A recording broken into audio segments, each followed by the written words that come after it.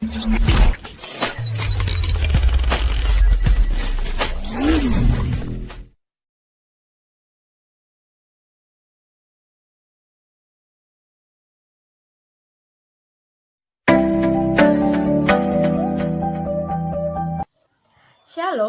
perkenalkan nama saya Agnes Yohana Wulandari Utahayan dengan NPM 181100038.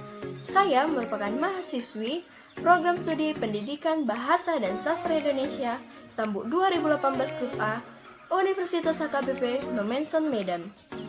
Nah, di video kali ini saya akan menampilkan tips-tips ataupun cara berkomunikasi yang baik dan benar, yakni sebagai tugas akhir dari mata kuliah Etika Komunikasi yang diampu oleh Ibu Renita Pursaragi, MPD.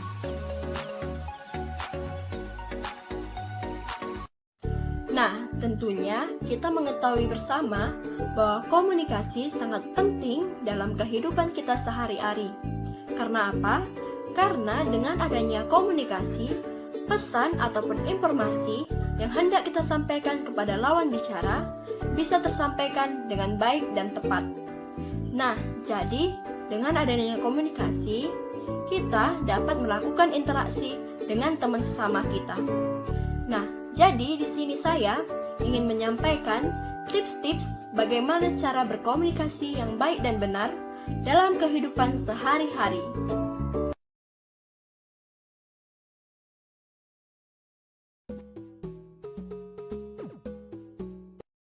Tips yang pertama yaitu berbicara dengan baik. Apa sih maksud dari berbicara dengan yang baik itu? Nah, jadi supaya informasi bisa tersampaikan dengan baik, maka kamu harus bisa berbicara dengan baik. Cukup sederhana saja, kamu hanya perlu melafalkan kata-kata dengan jelas, berbicara tidak terlalu cepat ataupun terlalu lambat, intonasi yang lebih dinamis, dan pemilihan kata-kata yang sesuai.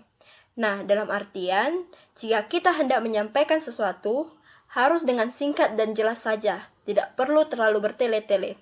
Sehingga, pesan ataupun informasi yang hendak kita sampaikan kepada lawan bicara bisa didengarkan dan dipahami dengan baik. Nah, yang kedua disingkat dengan DSD. Apa itu? Yaitu diam, simak, dan dengarkan. Nah, komunikasi bukan hanya sekedar tentang berbicara saja, tetapi harus mendengarkan. Saat mendengarkan, kamu sedang mencerna informasi yang disampaikan oleh lawan bicara kita. Tanggapan yang kamu keluarkan nantinya sangat dipengaruhi oleh seberapa efektif kamu dalam mendengarkan pembicaraan tersebut.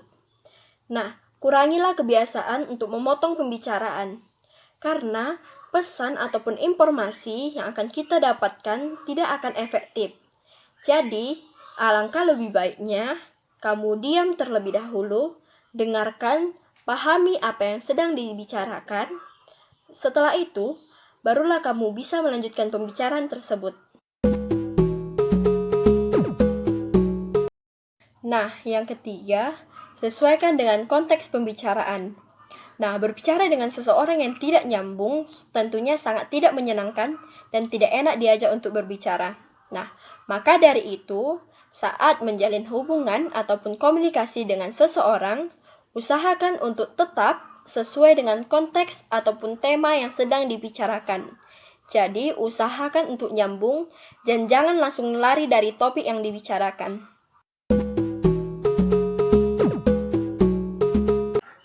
Yang keempat, gestur tubuh. Saat berbicara dengan seseorang, kamu perlu memperhatikan gestur tubuh lawan bicara. Gestur tubuh bisa menunjukkan bahwa pemikiran dan perasaan dari lawan bicara kita. Jika terdapat gestur yang kurang nyaman, alangkah lebih baiknya kamu skip atau ganti topik pembicaraan. Untuk kamu sendiri, kamu juga harus mampu memberikan gestur yang baik.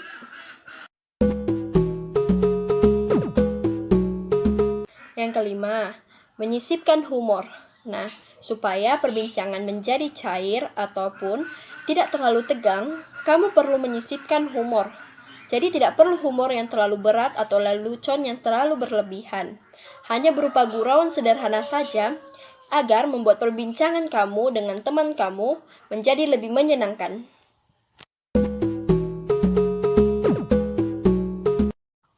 Nah, ini nih yang terakhir, yang paling penting dalam berkomunikasi yang baik dan benar, yaitu mengutamakan etika.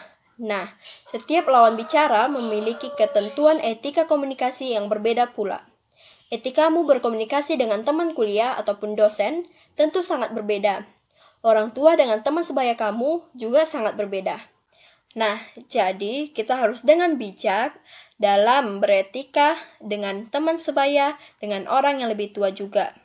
Jadi, kita tidak boleh menyamaratakannya. Nah, demikian tips-tips yang bisa saya berikan mengenai cara berkomunikasi dan beretika yang baik di dalam kehidupan sehari-hari. Nah, semoga tips yang saya berikan dapat bermanfaat bagi kita semua.